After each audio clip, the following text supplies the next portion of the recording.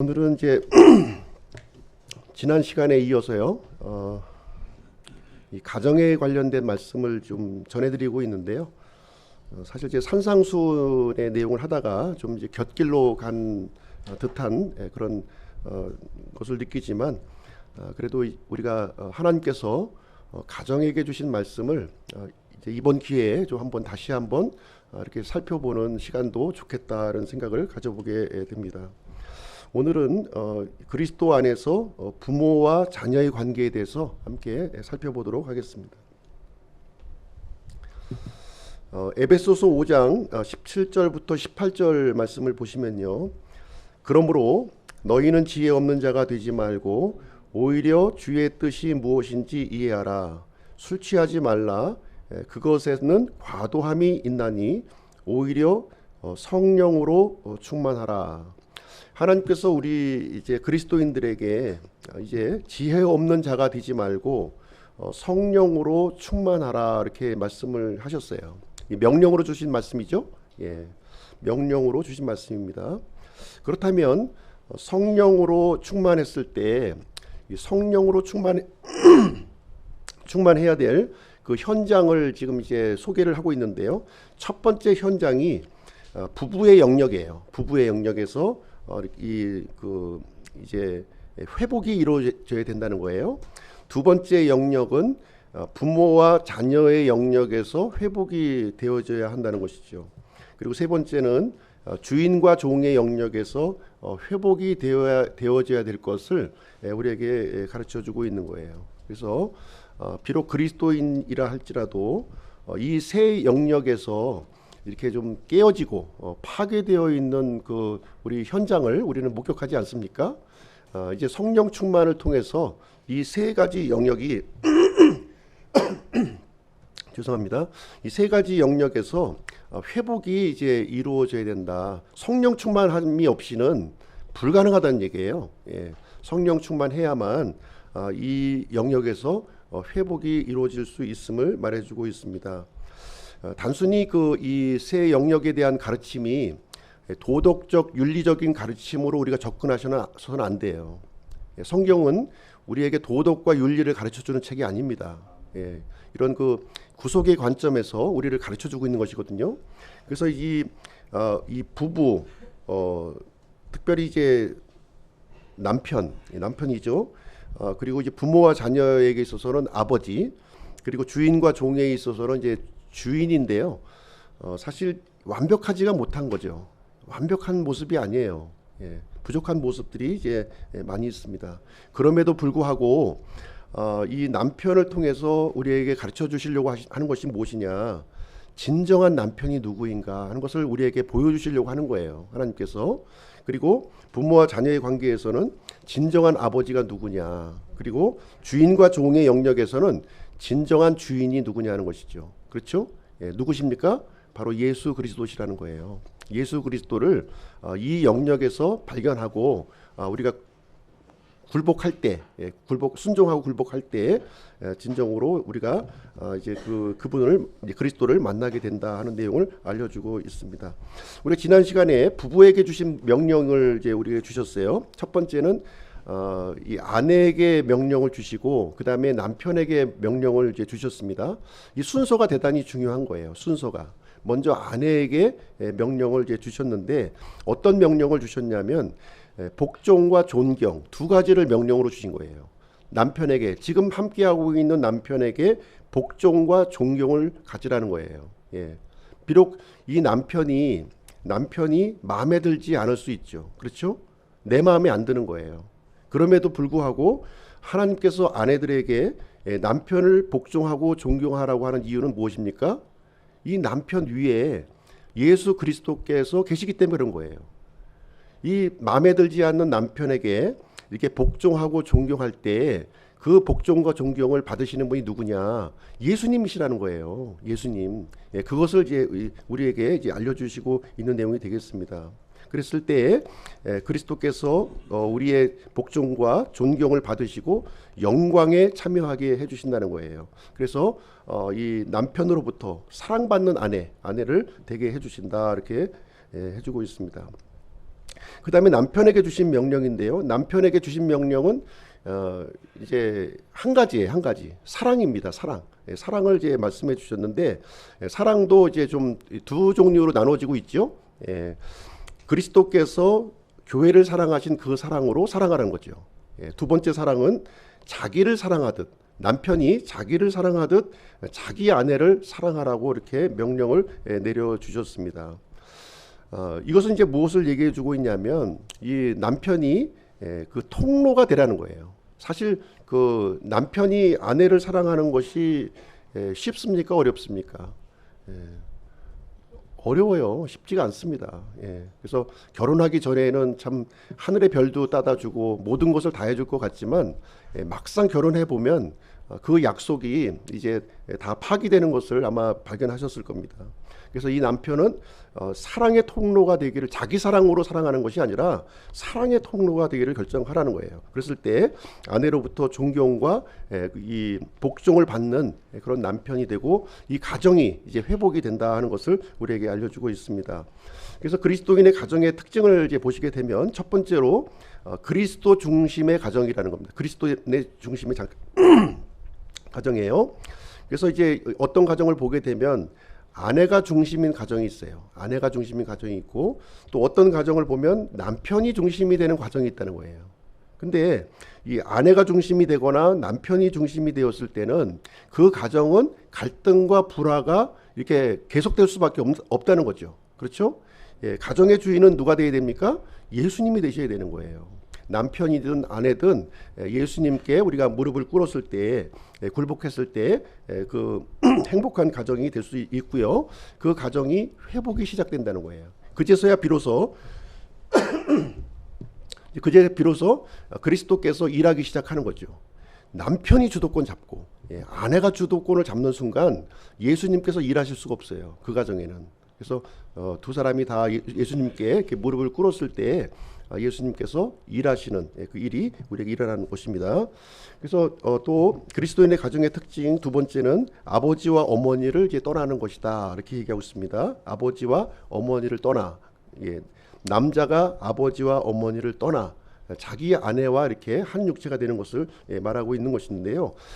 이 얘기를 이제 오해하시면 안 돼요. 이 얘기를 이제 부모로부터 이렇게 독립 선언이 되는 것이 아닙니다.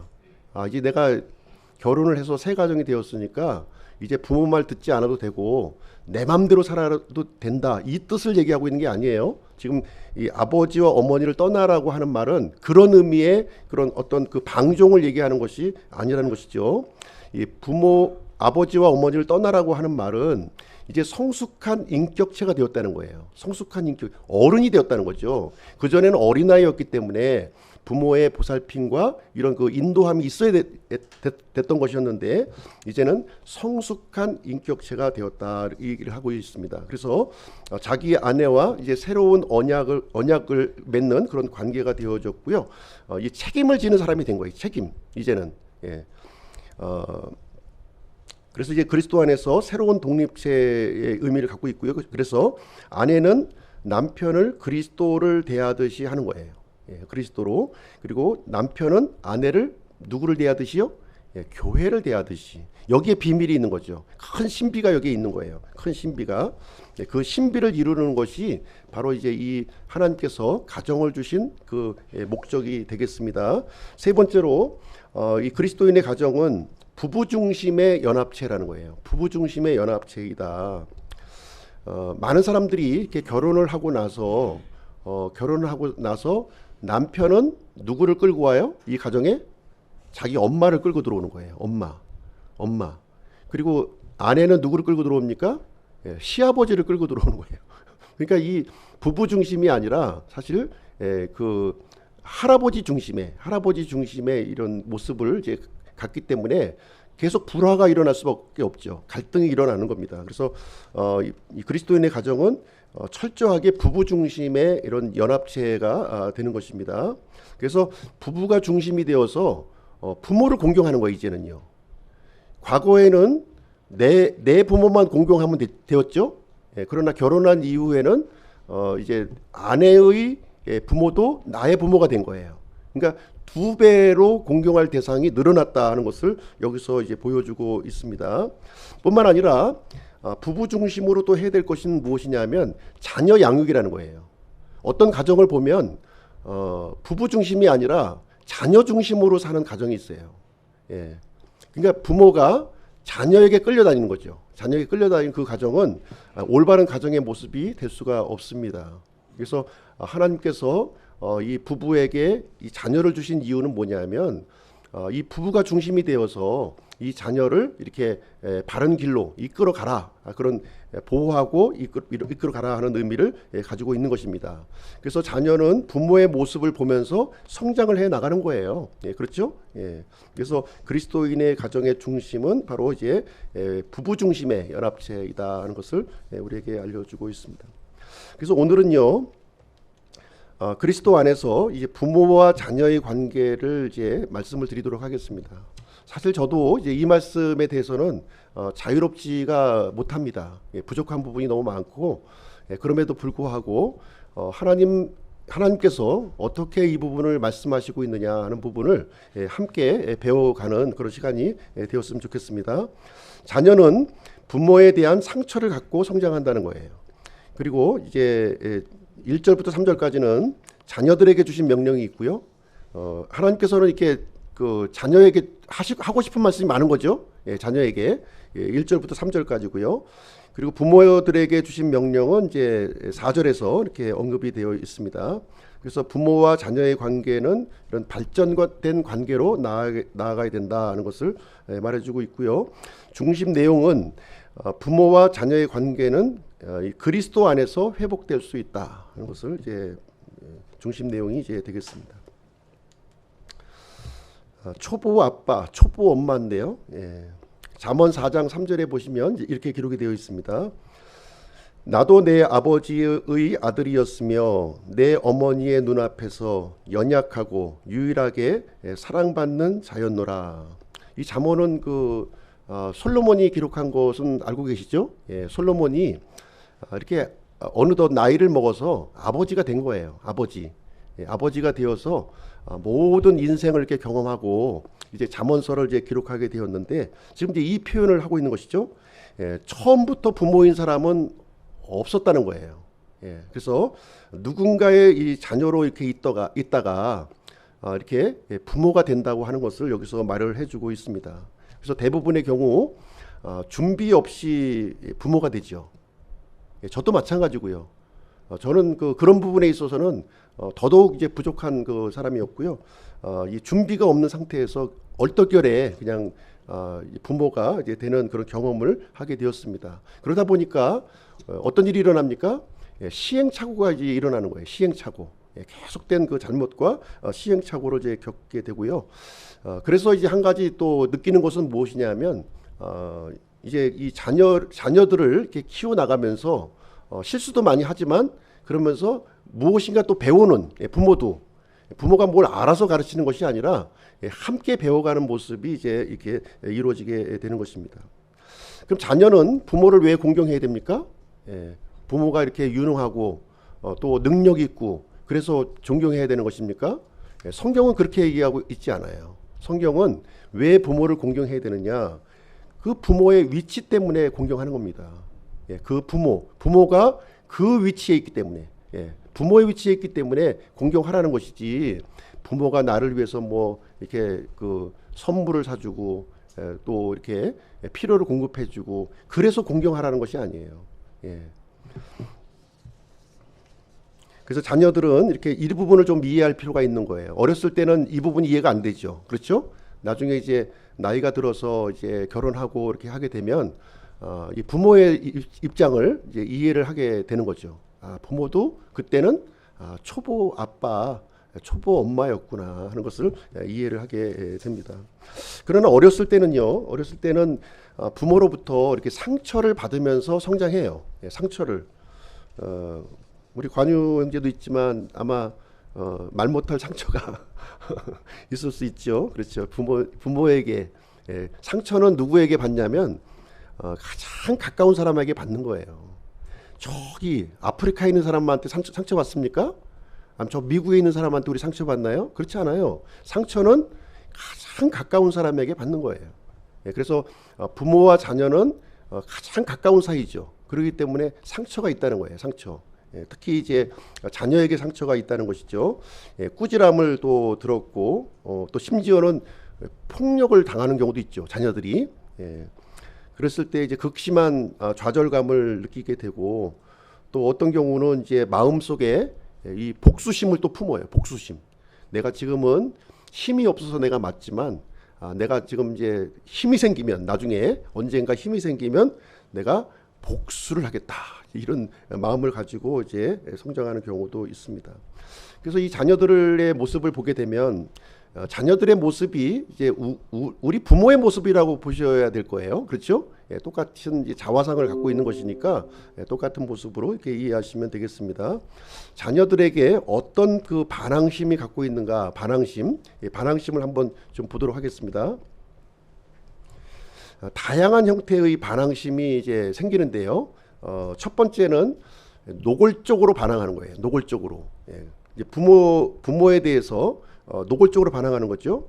나는 절대로 복종하지 않을 거야. 거부하는 거예요. 부모의 어떤 지시라든가 어떤 이 가르침을 거부하는 것, 정격적으로 거부하는 것입니다. 그래서 이 과격하고 폭력적인 반응을 일으킵니다. 요즘 이제 뭐 마트나 이런 데 가보시면은 이제 많이 좀 목격이 되죠. 어린아이가 저것 좀 사줘 했는데 안 돼 하니까 이제 바닥에 누워서 이제 막 그냥 이제 이 옷에 더러운 걸 묻히고 이렇게 하는 모습을 보게 됩니다. 그래서 이제 이 노골적인 반항은 고의적으로 불순한 행동을 해요. 부모의 뜻과는 전혀 다른 그런 행동을 하는 거죠. 심지어는 이제 가출도 하고요. 또 불량한 친구들과 이게 사귀고 이런 모습으로 이제 보이는 것이 노골적 반항의 이제 모습이 되겠습니다. 많지는 않을 거예요. 이런 자녀들이. 아마 대부분의 그 자녀들은 협조적인 반항을 합니다. 협조적인 반항. 이것은 무엇이냐면 겉으로 볼 때는 순종하는 것처럼 보여요. 겉으로 볼 때는. 근데 이제 마지못해 하는 거죠. 내가 힘이 약하고 내가 뭔가 이제 가진 게 없고 하다 보니까 의무감을 가지고 이렇게 순종을 하는 것입니다. 그래서 이런 경우는 한계를 정해놔요. 난 여기까지만 순종할 거야. 이제 부모가 이제 기대하는 바가 있을 겁니다. 있지만 나는 요거까지만 내가 할 거야 하는 이런 마음을, 이 반항적인 마음을 이제 갖게 됩니다. 세 번째는 수동적인 반항인데요. 수동적인 반항은 무엇이냐면 이제 부모가 이제 그 예를 들어서 콩나물 좀 사와라 이제 시켰는데 그 한 뭐 10분이면 사올 수 있는데 몇 시간 걸려요? 한 뭐 2시간 걸려서 사오는 거죠. 식사 준비 다 끝났는데. 아니 그 반찬 만들려고 지금 이제 사오라고 그랬는데 식사 시간 다 마친 다음에 사오는 거예요. 이렇게 그 게으름을 피우는 거죠. 게으름 피우고 또 어떤 경우는 나 몰랐어요. 나 잊어버렸어요. 이런 식으로 해서 수동적인 반항을 하는 형태가 이제 있게 됩니다. 그래서 이런 모습을 통해서 오늘 이제 하나님께서 이제 주신 그 말씀을 한번 좀 살펴보도록 하겠습니다. 1절 말씀인데요. 6장 1절 말씀. 먼저 자녀들에게 주신 명령이에요. 자녀들에게 주신 명령. 순서를 우리가 좀 유의하게 볼 필요가 있는 거예요. 아버지에게 먼저 명령을 주시고 그 다음에 자녀들에게 준 게 아니라 먼저 자녀들에게 이 말씀을 주셨다는 것을 이제 얘기해 주고 있습니다. 1절 자녀들아 주 안에서 너희 부모에게 순종하라 이것이 옳으니라 이렇게 기록하고 있습니다. 이 자녀 교육에 대해서 이 자녀들이 부모에게 이렇게 순종하고 이렇게 효도하는 내용에 대해서는 성경 곳곳에서 이렇게 기록이 되어 있어요. 성경 곳곳에서 잠언 23장 22절을 보시면 너를 낳은 내 아버지의 말에 귀를 기울이고 내 어머니가 늙을 때에 그녀를 업신여기지 말라 이렇게 그 당부를 하고 있고요. 골로새서 3장 20절도 보면 자녀들아 모든 일에 너희 부모에게 순종하라 이것이 주를 매우 기쁘게 하느니라. 이 부모에게 순종하는데요. 여기서 보면은 선별적으로 순종하라는 것이 아니죠. 선별적으로 하는 것이 아니라 내가 이 하고 싶은 일만 하는 것이 아니라 모든 일, 모든 일에 그 순종하라고 지금 이제 이렇게 말씀을 하고 있고요. 바로 이것이 하나님을 매우 기쁘게 하는 거라는 거예요. 단순히 이 순종을 통해서 이 부모에게 이렇게 이 부모에게만 해당되는 것이 아니라 이것은 하나님과 연결이 돼 있다는 거죠. 부모에게 순종하는 것은 하나님께 직접적으로 연결돼 있다는 거예요. 그래서 하나님이 이것을 매우 기뻐한다. 단순히 기뻐하는 정도가 아니라 아주 기뻐한다는, 아주 기뻐하는 일이라고 여기서 얘기해주고 있습니다. 이런 그 도덕적인 그 어떻게 말씀에도 불구하고 우리 주변에 나타나는 현상은 이제 보시면 아주 이런 불행한 뉴스가 우리 이제 많이 좀 등장하고 있는데요. 부모들이 자신이 낳은 자녀들을 이렇게 학대를 하는 거예요. 학대.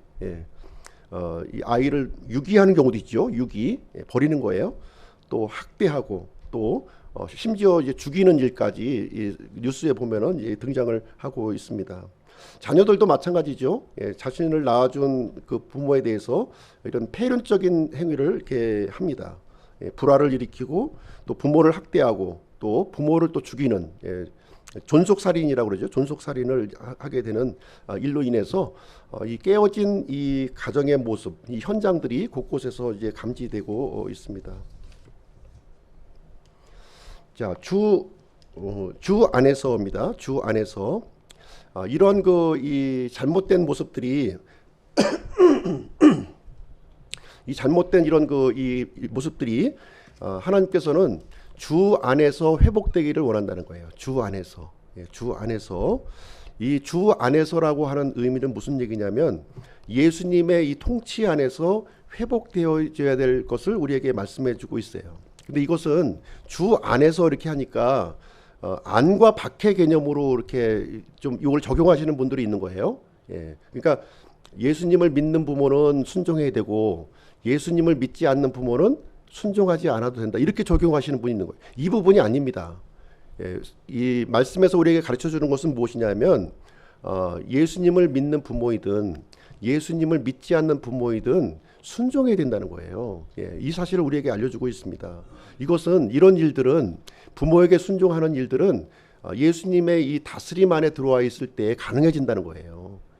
예수님의 말씀을 이렇게 거역하고 거절하는 상황에서는 일어나지 않는다 하는 것을 얘기해주고 있습니다. 그래서 주 안에서 순종하라 했으니까 믿는 부모에게만 내가 순종해야지 믿지 않는 부모에게는 내가 순종하지 않아도 되겠다 이렇게 생각하시면은 성경을 잘못 이해하고 있는 것이 되겠습니다. 그래서 이 부모와 자녀의 관계는 사실 원래부터 망가져 있는 관계예요. 망가져 있는 관계를 우리가 인식할 필요가 있습니다. 죄성으로 이렇게 왜곡이 되어 있고요.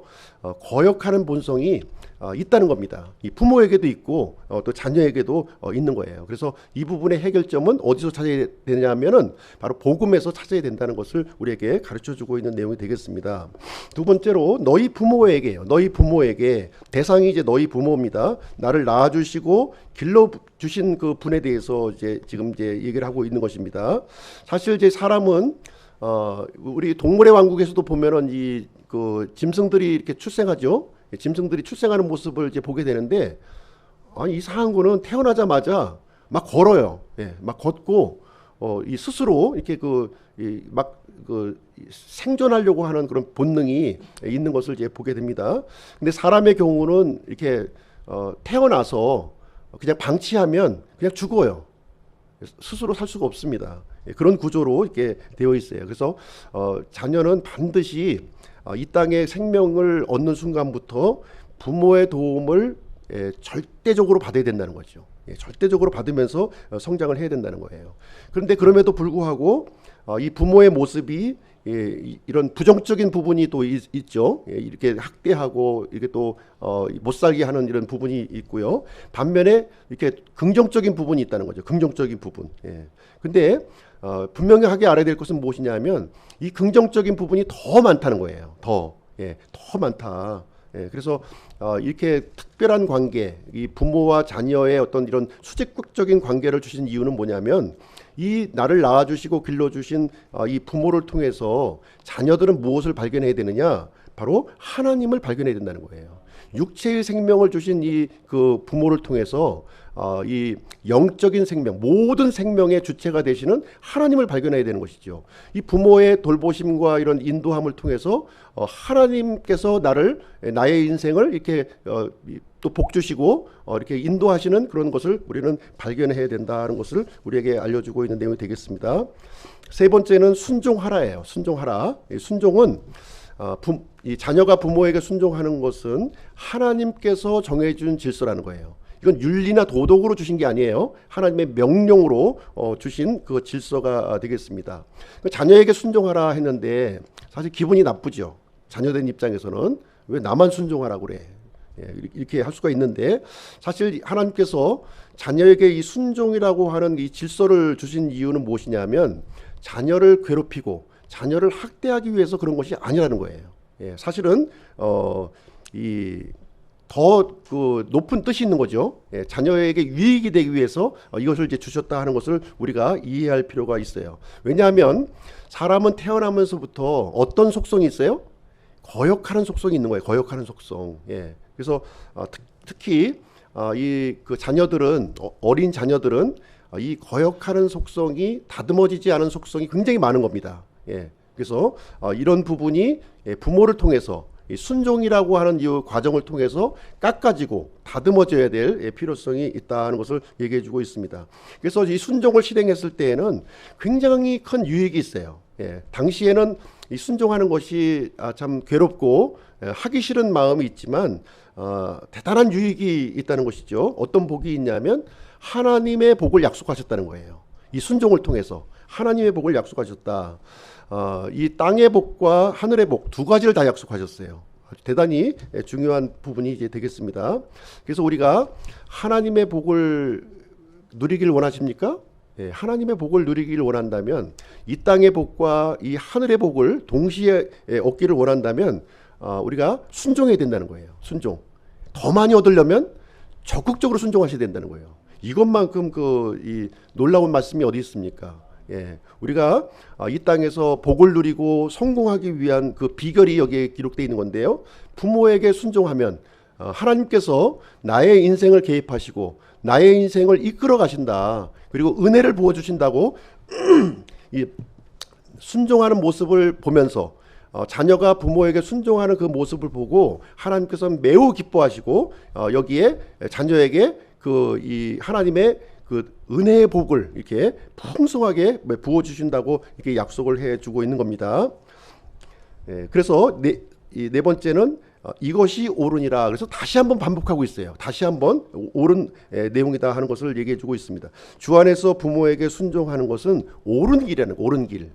이 옳은 길도 이 도덕적으로 옳고 그름을 얘기하는 게 아닙니다. 하면 좋고 뭐 안 해도 상관이 없는 이런 그 선택적인 부분이 아니라 하나님 앞에서 옳은 길이라는 거예요. 하나님 앞에서 의로운 길이다 이 얘기를 해주고 있는 것이고요. 이건 하나님께서 정하신 창조 질서라는 거예요. 창조 질서 속에 내가 자녀가 부모를 순종하는 것은 내가 하나님의 창조 질서 속으로 들어가는 거예요. 그것을 이제 여기서 알려주고 있습니다. 그래서 인간 스스로는 이 죄성을 스스로 벗어날 수가 없는 거죠. 이 죄성을 벗는다고 하는 건 불가능해요. 그렇기 때문에 부모를 거역하는 마음을 우리가 이제 가질 수밖에 없는 것이고요. 이 순종이라고 하는 이 과정을 통해서 하나님의 창조 질서 속으로 내가 이제 들어간다 하는 것을 우리에게 알려주고 있는 내용이 되겠습니다. 그럼 2절 말씀 보실게요. 2절 말씀 보시면 내 아버지와 어머니를 공경하라. 그것은 약속이 있는 첫째 명령이니. 이 말씀은 이제 구약의 그 십계명의 말씀이에요. 십계명의 부모 공경의 말씀은 다섯 번째 계명입니다. 다섯 번째 계명으로 주신 말씀이 이제 되겠습니다. 십계명이 두 돌판에 이렇게 기록되어 있다는 것은 다들 알고 계시죠? 그래서 첫 번째 돌판이 있었고 두 번째 돌판이 있었던 거예요. 그래서 첫 번째 돌판은 하나님과 관계된 첫 번째부터 네 번째 계명이 기록되어 있는 것이고요. 두 번째 돌판에는 다섯 번째 계명부터 열 번째 계명까지 이렇게 기록이 되어 있는 거예요. 예, 그래서 두 번째 그 돌판에 기록되어 있는 첫 번째 명령이래. 첫 번째 명령. 첫 번째 명령입니다. 그래서 하나님께서 10가지 명령을 이제 주셨는데 10가지 명령 중에서 이 다섯 번째 명령에 초점이 맞춰져 있는 거죠. 초점이. 여기에는요. 단순히 그 명령만 기록되어 있는 것이 아니라 이 무엇까지 기록되어 있어요? 약속이 들어있대. 약속이. 다른 그 첫 번째부터 이 10번째 계명 9가지 계명에는요 약속이 없어요. 하나님의 약속이. 그러나 다섯 번째 계명만큼은 약속이 들어있다는 거예요. 약속. 그래서 부모 공경 다섯 번째 계명인데요. 내 아버지와 어머니를 공경하라 이렇게 얘기했는데 이 공경이라고 하는 이 단어를 보니까 히브리어로는요 카베드라는 단어를 사용하고요. 그리스어로는 티마오라는 단어를 씁니다. 이 카베드라고 하는 단어가 어떤 뜻을 가지고 있냐면 무겁다는 뜻. 무겁다. 우리 인체 중에서 가장 무거운 부분이 어디입니까? 간이에요. 간. 카베드 간이 이제 가장 무거운 그 것인데 이것은 무엇을 얘기하고 있냐면 무겁게 대하여야 된다는 거예요. 그 마치 하나님을 우리가 무겁게 대하는 것처럼 우리 부모를 무겁게 대하라는 거죠. 가치 있게 존중하다. 그런 의미를 이 공경이라고 하는 단어를 사용하고 있습니다.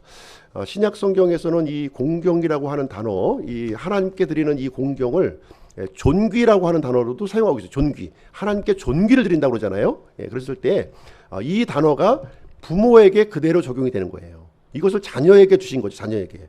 자녀가 부모를 이렇게 존귀하게 여기고 공경을 했을 때 약속이 있다는 거예요. 약속이. 하나님의 약속이 있다는 것입니다. 어떤 약속이 있느냐? 굉장히 큰 약속이 있다는 거죠. 그러나 이 약속을 지키지 않았을 때 하나님 약속에는 이 두 가지가 있는 거예요. 지켰을 때 안 지켰을 때. 지켰을 때는 하나님의 복이 있지만 지키지 않았을 때는 이제 책망이 있는 거죠. 책망의 말씀 한번 보겠습니다. 지키지 않았을 때 신명기 27장 16절에 기록되어 있어요. 자기 아버지나 어머니를 업신 여기는 자는 저주를 받으리라 할 것이요 온 백성은 말하되 아멘 할지니라. 굉장히 무서운 말씀이죠. 이 자녀가 자기 아버지나 어머니를 업신 여기는 자는 하나님의 저주를 받는다는 거예요. 이 신명기 27장 16절에 기록되어 있고요. 온 이스라엘 백성들이 아멘으로 화답할 것을 여기서 얘기를 해주고 있습니다. 그래서 자녀가 부모에게 순종하는 것 어떻게 보면 당연한 얘기예요. 당연한 얘기지만 이것은 이제 어떤 윤리 도덕으로 이런 그 교훈으로 주신 말씀이 아니라 이것은 하나님에 대한 반역죄라는 거예요. 부모에게 거역하고 불순종하는 것은 하나님을 반역하는 죄다. 그래서 만약에 이 부모에게 불순종을 했을 때 어떤 일이 일어나느냐? 하나님의 저주가 임하는데요. 저주가 임하는데 그 저주는 무엇이냐면 하나님께서 그동안 이렇게 제공하셨던 이 보호막을 거두신다는 거예요. 보호막. 그동안에 이제 보호막을 주셨어요. 보호막을 주셨는데 그걸 이제 거두신다는 겁니다. 하나님께서 은혜를 거두어 가시고 그 자녀를 이렇게 방치한다는 거예요. 어떤 일이 일어나겠습니까? 굉장히 아주 심각한 일이 그 인생에 일어날 것이고요. 고단한 인생을 이제 살아가게 될 것이다 하는 것을 성경은 분명하게 우리에게 가르쳐 주고 있습니다. 반면에 우리가 부모 공경을 실천했을 때는 어떤 일이 일어나느냐? 하나님의 약속이 있다는 거예요. 3절 말씀이죠. 3절 말씀 보시면 이것은 내 일이 잘 되고 내가 땅에서 장수하게 하려 함이라. 대단한 약속이 또 주어졌네요. 단순히 나는 부모에게 순종하고 공경을 했을 뿐인데 어떤 일이 일어나냐면 내 일이 하는 일이 잘 된다는 거예요. 이 땅에서 성공한다는 거죠. 이 땅에 성공을 하고 그리고 장수의 복을 누리게 된다는 것을 여기서 말씀을 해주고 있습니다. 이 약속을 누가 주시고 있나요?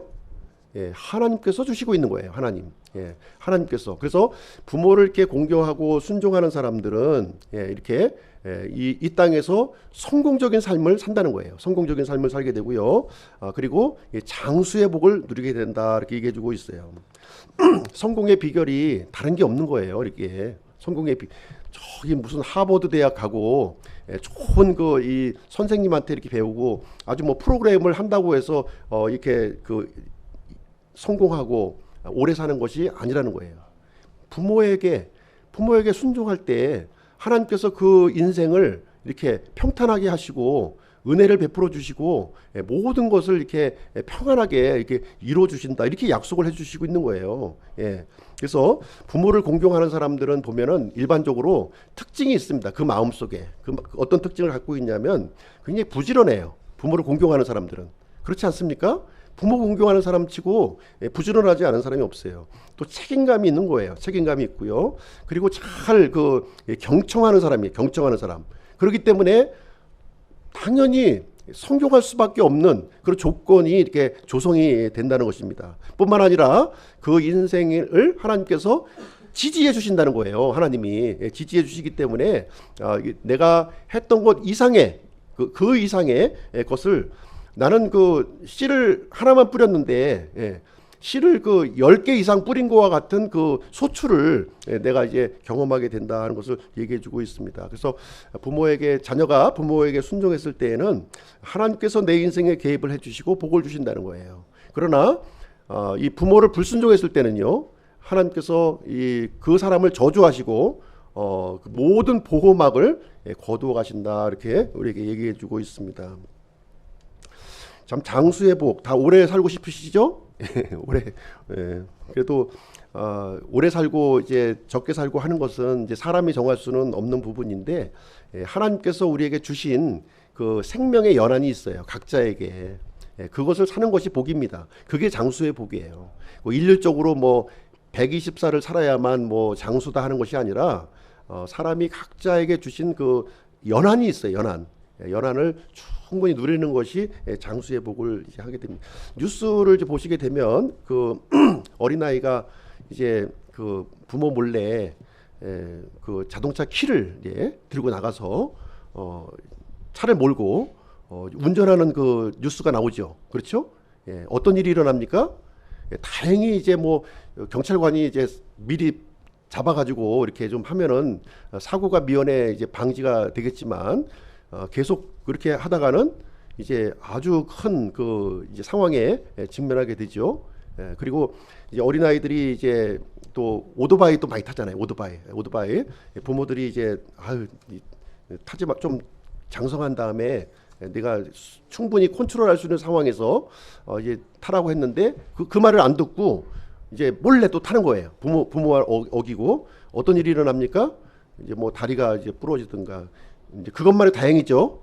그 더 심각한 질병에 또 이를 수가 있는 겁니다. 그래서 이 장수의 복을 순종을 통해서 이루어진다. 그래서 하나님의 사람들에게서 다 발견되는 거예요. 이 부분이 보면 아브라함, 이삭, 야곱 다 그 생명의 수완을 다 마치고 편안하게 조상의 그 묘실로 들어간 것을 기록하고 있습니다. 뿐만 아니라 모세, 여호수아, 다윗과 같은 사람들을 우리가 좀 이 장수의 복을 누렸던 이 믿음의 사람들이 성경에 기록이 되어 있습니다.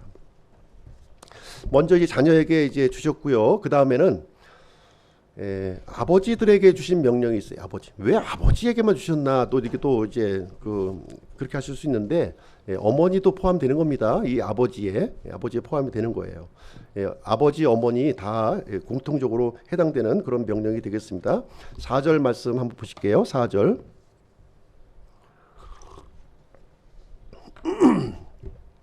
또 너희 아버지들아, 너희 자녀들을 노엽게 하지 말고 오직 주의 교육과 훈계로 양육하라. 비록 한 절이지만 굉장히 그 중요한 내용을 여기서 담고 있는데요. 세 가지를 당부하고 있죠. 아버지들에게. 첫 번째는 뭡니까? 자녀를 노엽게 하지 말라는 거예요. 그리고 두 번째는 주의 교육으로 양육하라는 겁니다. 세 번째는 주의 훈계로 양육하라는 거예요. 요 세 가지를 부모에게 당부를 하고 있습니다. 그래서 자녀 교육에 대해서도 성경에서는 이렇게 그 강조를 하고 있죠. 신명기 6장 7절. 너는 그것들이라고 하는 것은 이제 하나님의 말씀이에요. 내 자녀들에게 부지런히 가르치며 내가 내 집에 앉을 때나 길을 걸을 때나 누울 때나 일어날 때나 그것들을 말할지니라. 이 얘기는 항상이라는 얘기, 항상 언제든지 하나님의 말씀을 가르치라는 것을 얘기해 주고 있습니다. 요엘서 1장 3절 보시게 되면 너희는 그것을 너희 자녀들에게 말하고 너희 자녀들은 그들의 자녀들에게 말하며 그들의 자녀들은 다른 세대에게 말할지니라. 이 믿음의 유산이 부모에게서만 머물지 않게 하고 계속해서 이어지게 지금 하라고 하고 있는 것이죠. 예. 이것은 하나님이 우리를 속박하기 위해서 그러는 겁니까? 예, 그게 아니죠. 예, 잘 되라고, 장수하고 이 땅에서 성공적인 삶을 살라고 이런 말씀을 주시고 있는 것이 되겠습니다. 자, 첫 번째 그 당부한 내용을 한번 보실게요. 노엽게 하지 말라는 거죠. 자녀를 제일 처음에 하신 말씀이에요. 아버지들에게 제일 먼저 언급하신 내용이 자녀들을 노엽게 하지 말라, 이 얘기를 해주고 있습니다. 골로새서 3장 21절에도 동일한 말씀이 반복되어 있어요. 아버지들아 너희 자녀들을 노엽게 하지 말라. 이것은 그들이 낙담하지 아니하게 하려 함이라. 예, 자녀된 분들 동의하시죠? 예. 참 아버지의 이 부모의 이런 그 노여움 때문에 자신을 노엽게 하는 것 때문에 얼마나 많은 낙담과 좌절을 겪으셨습니까? 예, 그렇죠? 그래서 이 자녀를 노엽게 하는 순간 그 다음부터는 어떠한 가르침도 어떠한 말도 먹히질 않는 거예요. 예, 그래서 부모와 자녀의 관계에서 가장 중요한 게 뭐예요? 예, 옳고 그름의 문제보다도 감정이 중요하다. 감정이 마음을 얻는 게 중요한 거예요. 마음을 얻는 것이 대단히 중요하다. 그래서 마음을 열기 위해서는 자녀들을 노엽게 하지 말라는 거예요. 예, 노엽게 하지 말라. 그래서 하나님께서 이 부모에게 권위를 주셨어요. 부모의 권위를. 예, 존경받을 그 권위를 주셨습니다. 그렇지만 이 권위를 남용하지 말라는 거예요. 남용하지 말라. 이것을 가지고 학대하고 인격적으로 무시하고 이렇게 그 하는 것을 하지 말라는 겁니다. 자녀도 나이가 어릴 뿐이지, 그렇죠? 하나의 인격체잖아요. 인격체로 대우를 해야 된다. 그래서 정서적인 감정을 고려하라는 것이죠. 그렇죠? 정서적인 감정을.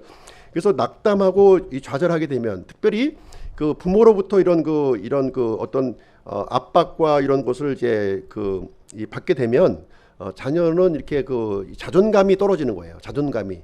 그래서 밖에 나가서도 이렇게 뭐라 그럴까, 좀 자신감이 주눅이 드는 거죠. 주눅이.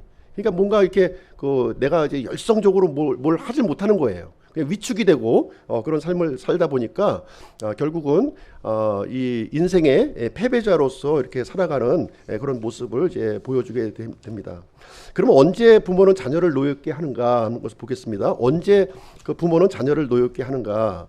첫 번째 경우는 부모가 감정을 절제하지 못할 때예요. 예.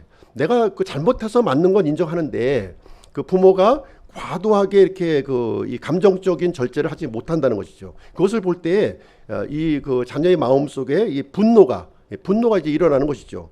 그래서 부모는 이 부분을 분명히 좀 알 필요가 있는 거예요. 이 자녀를 화풀이 대상으로 삼으시면 안 되는 거예요. 예.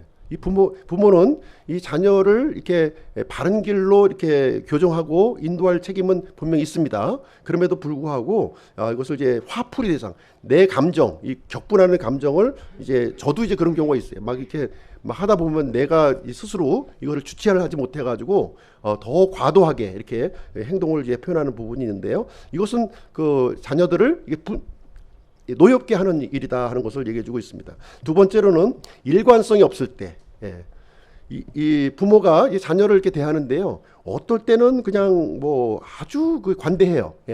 똑같은 잘못을 했는데 어떨 때는 굉장히 아주 관대하고, 근데 어떤 때는 아주 과도하게 나를 이제 이렇게 책망을 하는 거죠.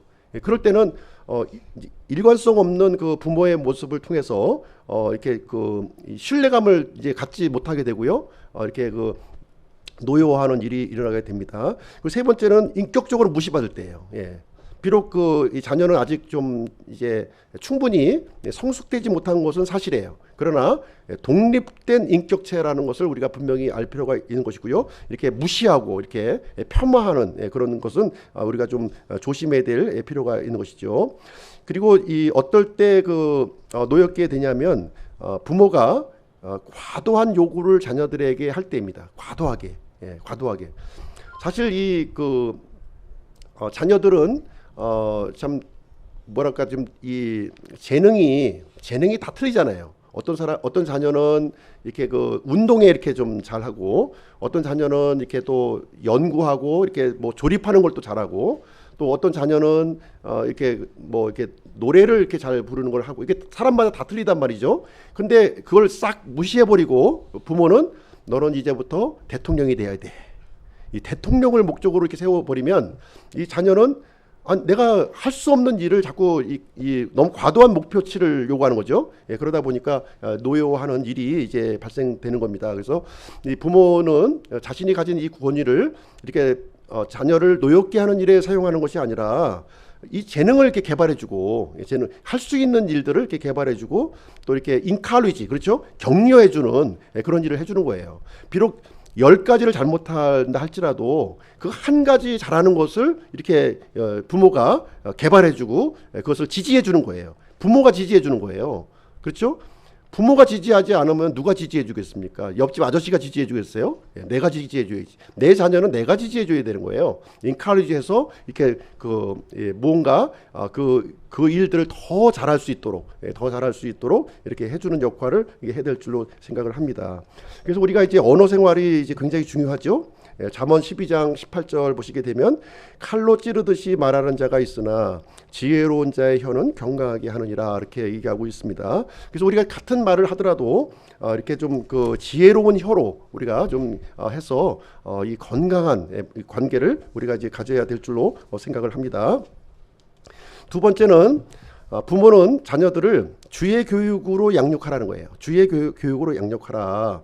잠언 22장 6절, 아이가 마땅히 가야 할 길로 아이를 훈련하라. 그러면 그가 늙어서도 그 길을 떠나지 아니하리라, 이렇게 기록이 되어 있습니다.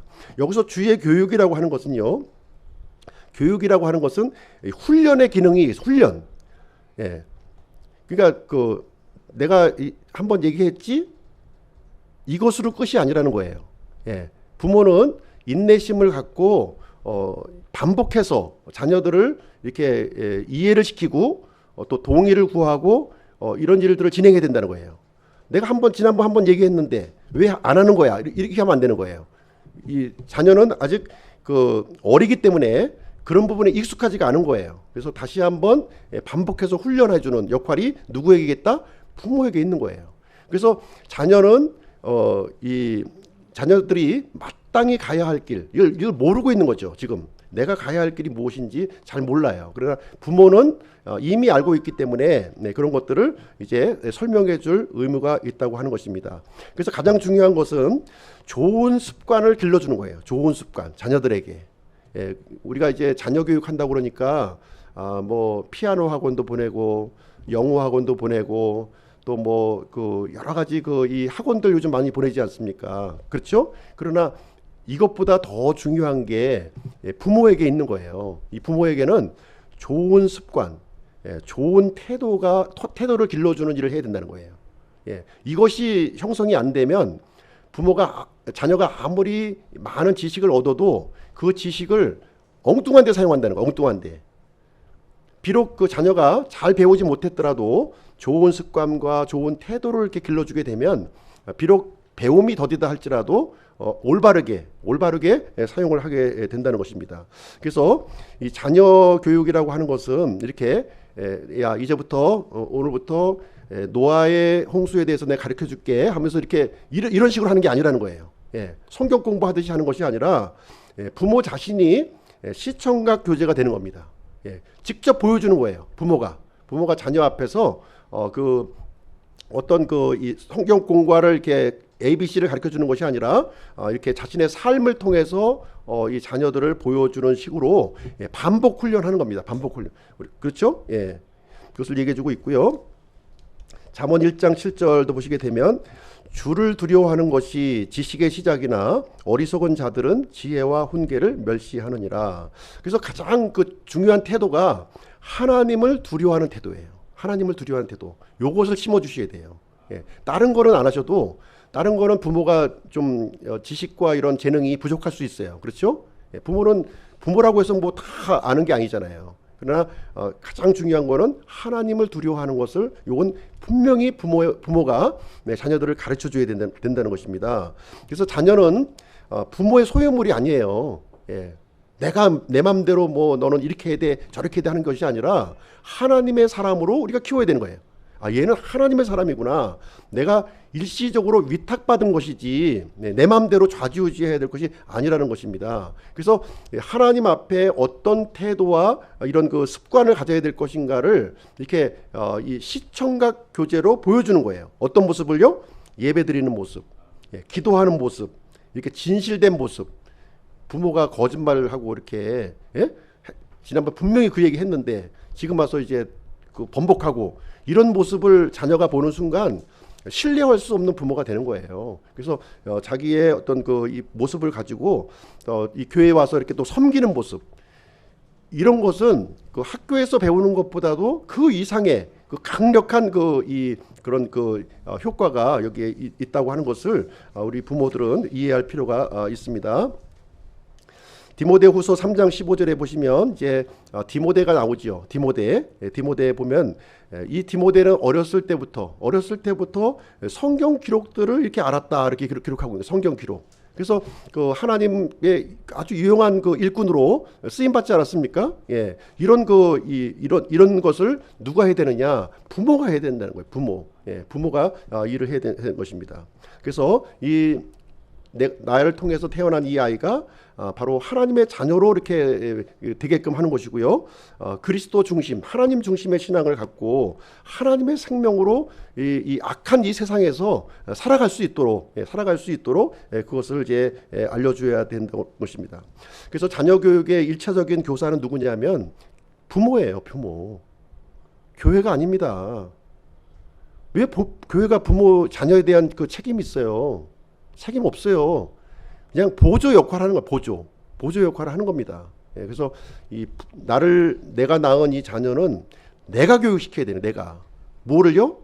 예, 하나님을 두려워하는 법, 하나님을 섬기는 법, 이 교회 안에서 이렇게 섬기고 이렇게 교제하는 법을 눈으로 보게 하는 거예요. 눈으로 오감으로 체험하게 하는 것, 그것이 굉장히 중요한 교육이다 하는 것을 우리에게 알려주고 있습니다. 세 번째로는 주의 훈계로 양육하라. 예. 잠언 13장 24절 회초리를 아끼는 자는 자기 아들을 미워하되 그를 사랑하는 자는 어릴 때에 그를 징계하느니라. 자, 훈계라고 하는 말은 꾸지람입니다. 꾸지람, 징계죠. 징계를 얘기하고 있어요. 부모는 자녀를 징계해야 돼요. 잘못했을 때는 징계를 해야 됩니다. 그런데 징계의 방법이 있다는 거죠. 징계 방법이 첫 번째는 사랑하는 마음으로 가셔야 돼요. 이 아이를 아끼고 사랑하는 마음에서 해줘야 됩니다. 그리고 이 바로잡을 목적으로 진행해야 되는 거예요. 바로잡을 목적으로 해야 되는 것이고요. 그리고 징계할 때는 분명히 이유를 말씀하셔야 돼요. 왜 징계를 하느냐 하는 것을 분명하게 얘기를 해줘야 됩니다. 이때는요, 그 부모의 감정이 개입돼서는 안 돼요. 부모의 감정을 최대한 억제하고 그래서 화를 났을 때는 징계를 하지 않는 게 좋습니다. 좀 시간을 좀 이렇게 억제하고 있다가 시간이 좀 누그러진 다음에 그때 징계를 하는 게 필요합니다. 그래서 회초리라는 말을 이제 사용하고 있는데 이것은 이제 그 어릴 때 사용하는 방법이에요. 이것을 이제 그 장성한 아이에게까지 적용하시면 안 되는 거예요. 그래서 유대인들은 13세 성인식을 하죠. 13세 성인식을 하는데 13세 이전이 이제 어릴 때의 모습입니다. 그래서 이 어릴 때의 그 어리석음을 깨우치기 위해서 이제 충격을 이제 가하는 것인데 이것은 이제 가능한 한 이제 좀 절제해서 사용할 필요가 있음을 얘기합니다. 자, 시간이 이제 거의 다 지나갔고요. 징계 유익을 한번 보시면 징계 유익이 있습니다. 네, 너는 그를 해초리로 때려서 그의 혼을 지옥에서 건질지니라. 그래서 징계는 많은 유익이 있습니다. 적절하게 사용할 때예요. 적절하게 사용할 때 과도하게 사용하는 것보다는 범죄한 영혼을 회복하고 구원의 길로 인도하게 하고요. 죄를 깨닫게 하고 돌이키게 한다. 거룩함과 순수함을 유지하게 한다. 의의 화평한 열매를 이루게 한다. 이렇게 하고 있습니다. 그래서 징계를 이제 아이들이 받았을 때 이게 내가 잘못하면 벌을 받는구나, 심판이 있구나, 지옥이 있구나, 이 사실을 징계를 통해서 알려준다는 거예요. 예, 깨닫게 하는 거죠. 예, 그래서 어렸을 때 이렇게 징계를 안 받은 아이들 있잖아요. 징계를 내가 곱게 이렇게 자란 아이들, 그런 아이들은 자라서도 이제 문제가 생깁니다. 죄를 지어도 이렇게 깨닫지를 못해요. 내가 잘못한 것을 이렇게 돌이키지 않는 고집이 완고해지고 하는 이 자기중심적인 그런 삶이 이제 되는데요. 이런 경우로 이제 어렸을 때 부모가 과도하게 이렇게 이제 아주 사랑만 하고 이렇게 했을 때 그런 현상이 일어납니다. 그래서 아주 어렸을 때 이걸 잡아주시게 돼요. 아이의 고집이 이렇게 누그러뜨리고 또 잘못하면 벌을 받는다고 하는 사실을 알려줘야만 되는 것입니다. 이 부모에게 있는 거예요. 세 번째로 이 부모와 자녀는 이렇게 발전된 관계로 나아가야 되는 것입니다. 그래서 자녀는 부모를 통해서 미래의 모습을 보는 거예요. 아직 인생을 안 살아봤잖아요. 근데 부모를 통해서 인생을 이제 세상의 눈을 뜨는 거죠. 그래서 뜨는 거예요. 그래서 그리고 부모는 자녀를 통해서 또 과거의 모습을 보는 거예요. 예, 나의 과거의 이런 잘못된 모습들 이렇게 또 반성하고 또 새로운 미래를 계획하는 그런 일을 하게 된다. 이 모든 일들은 이제 어떻게 이루어지냐면 어떤 일방적으로 아버지의 노력이라든가 자녀의 노력을 통해서 이루어지는 것이 아니라 예수 그리스도께서 이 관계 속에 개입하실 때 그것이 이제 회복되는 일이 일어나고 있다는 것입니다. 그래서 부모와 자녀의 관계도 이렇게 그리스도와의 관계로 우리가 나아갈 필요가 있는 것입니다. 그래서 그리스도를 발견해야 되는 것이고요.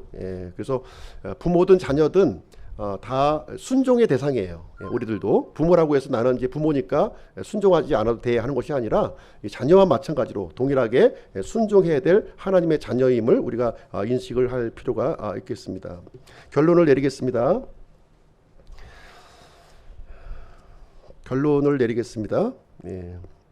그래서 가정의 주인은 예수님이시고요.